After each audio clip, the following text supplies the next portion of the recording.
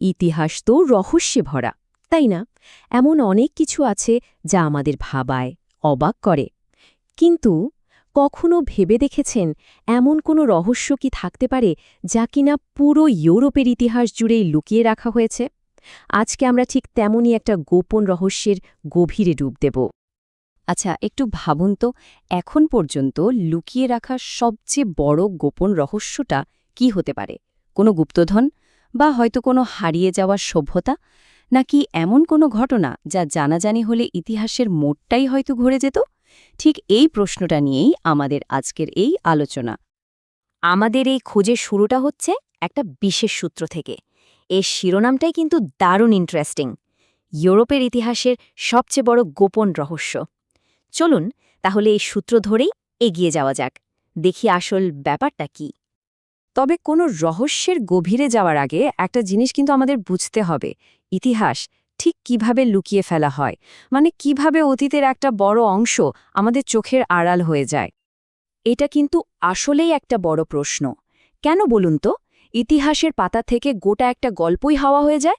কেন আমরা কিছু মানুষের কথা জানতে পারি আর বাকিরা, তারা যেন কোনোদিন ছিলই না?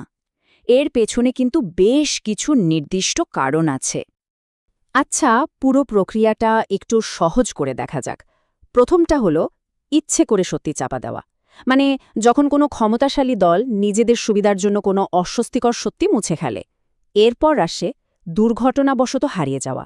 ধরুন সময়ের কারণে বা কোনো ঝড় বন্যায়, এমনকি সাধারণ অবহেলার কারণেও তো গুরুত্বপূর্ণ কাগজপত্র বা জিনিসপত্র নষ্ট হয়ে যেতে পারে, তাই না? আর ৩ নম্বর কারণটা হলো ধীরে ধীরে ফিকে হয়ে যাওয়া। মানে যে গল্পগুলো আর কেউ বলে না, যে সংস্কৃতিগুলো আর কেউ পালন করে না, সেগুলো তো সময়ের সাথে সাথে এমনিতেই হারিয়ে যায়। আর এখানে হিস্টোরিক্যাল রিভিশনিজম বা ইতিহাসের নতুন ব্যাখ্যার ধারণাটা খুব গুরুত্বপূর্ণ হয়ে ওঠে। এর মানে হল ঐতিহাসিক ঘটনাগুলোকে নতুন করে দেখা, নতুন করে বোঝা। এই ব্যাপারটা কিন্তু দুই দিকেই কাজ করতে পারে। একদিকে যেমন এটা লুকিয়ে থাকা সত্যিটাকে সামনে আনতে পারে, তেমনি অন্যদিকে এটা ইতিহাসকে বিকৃতও করে ফেলতে পারে। তার মানে কি দাঁড়ালো? ইতিহাস কিন্তু পাথরে খোদাই করা কোনো ফাইনাল ড্রাফট না, এটা বদলাতে পারে। তো প্রশ্নটা হলো, ইতিহাস যদি এভাবেই হারিয়ে যায়, তাহলে কি তাকে আবার খুঁজে বের করা সম্ভব?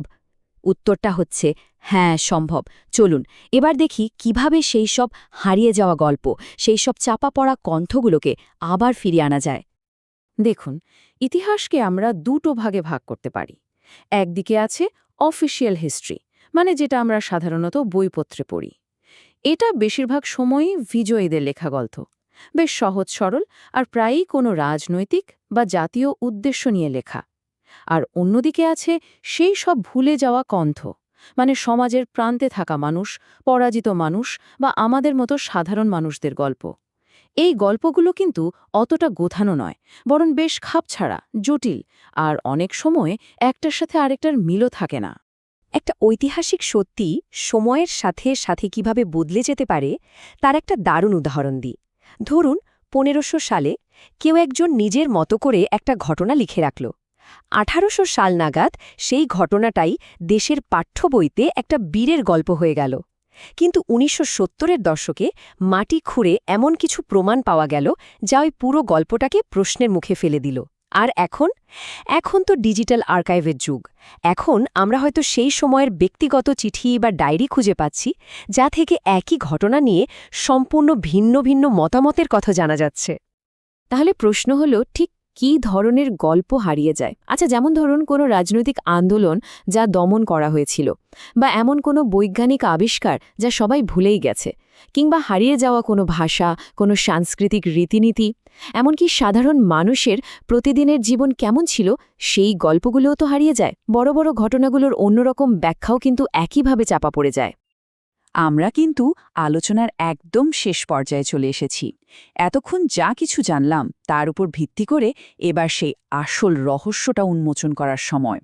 কিন্তু একটা কথা বলে রাখি, আসল রহস্যটা কিন্তু আমরা যা ভাবছি মোটেও তেমন কিছু নাও হতে পারে। তাহলে ইউরোপের ইতিহাসের সেই সবচেয়ে বড় গোপন রহস্যটা আসলে কি? যে প্রশ্নটা দিয়ে আমাদের এই পুরো আলোচনা শুরু হয়েছিল, চলুন এবার তার উত্তরটা খোঁজা যাক। উত্তরটা হয়তো একটু অবাক করার মতো। আসলে নির্দিষ্ট কোনো একটা গোপন রহস্য নেই। আসল রহস্যটা কোনো একটা ঘটনা বা তথ্য নয়। আসল রহস্যটা হলো পুরো প্রক্রিয়াটা নিজেই।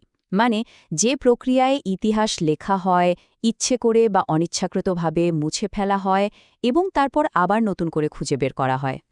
তার মানে সবচেয়ে বড় গোপন রহস্যটা হলো এই সত্যিটা যে ইতিহাস কোনো ছাপানো বই নয় যা একবার লেখা হয়ে গেলে শেষ, বরং ইতিহাস হলো একটা জীবন্ত আলোচনার মতো যা চলতেই থাকে, কখনো শেষ হয় না। প্রত্যেকটা নতুন প্রমাণ, প্রত্যেকটা নতুন দৃষ্টিকোণ এই আলোচনাকে আরও এক ধাপে এগিয়ে নিয়ে যায়। আর এটাই শুধু ইউরোপের নয়, গোটা বিশ্বের ইতিহাসেরই সবচেয়ে বড় গোপন রহস্য। তাহলে শেষে এসে একটাই প্রশ্ন থেকে যায়, তাই না? এরপর কোন গল্পটা আবার নতুন করে খুঁজে পাওয়ার অপেক্ষায় আছে? কোন চাপা পড়া কণ্ঠ শোনার জন্য আমরা হয়তো এখনও তৈরিই নই? কে জানে, উত্তরটা হয়তো আমাদের আশেপাশেই কোথাও লুকিয়ে আছে।